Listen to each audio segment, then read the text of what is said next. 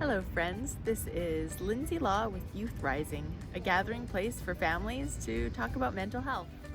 So today we're going to talk about a few more examples of cognitive distortions or unhelpful thinking styles. Hopefully these will be another tool in your tool belt of thought awareness.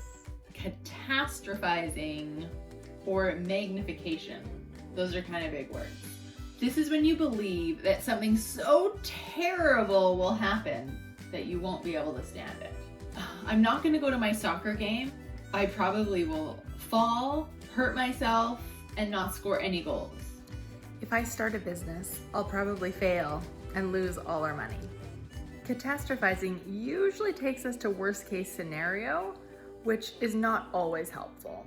Another thing our brain likes to do is use the words should and must. So we interpret events in the way they should have been instead of focusing on what is.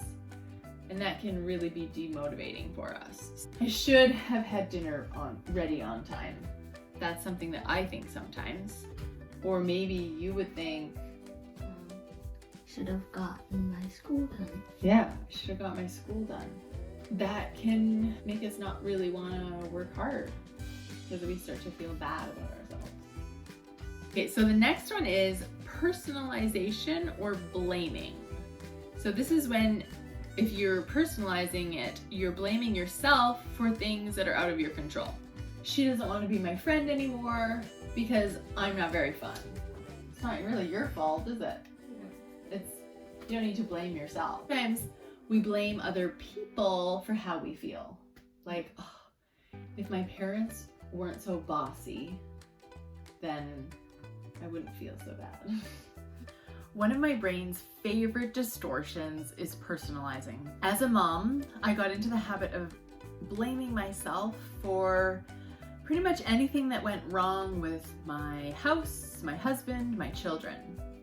I'll give you some examples of some of the thoughts that my brain liked to dish out. It's your fault that your child is sad. I should have been more present and loving. You should have anticipated that that would go wrong. My brain loves to should me. As you can see, along with blaming came a lot of shoulds.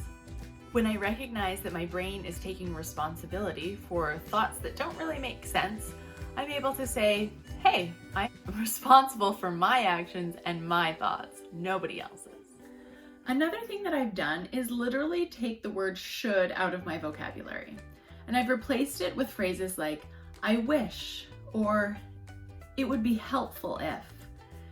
This simple activity of awareness has changed the way I allow my brain to talk to me.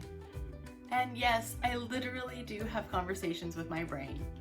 I do not intentionally create those thoughts, and therefore I get to have an intentional conversation with my brain, reminding it who's boss. So now that we've gone over a few of these cognitive distortions or unhelpful thinking patterns, see which ones your brain likes to go to and have a little conversation with it and let it know who's boss. The thing I love too is that now my children will recognize when I am having an unhelpful thought and they will call me out on it. And I am so grateful for that because it really helps me to be aware. I'm also able to point out when my children are verbalizing a cognitive distortion or unhelpful thinking style. And my kids love it when I point out their cognitive distortions, don't they? They really do. Okay, in all honesty, my kids really do appreciate it and we have some great conversations.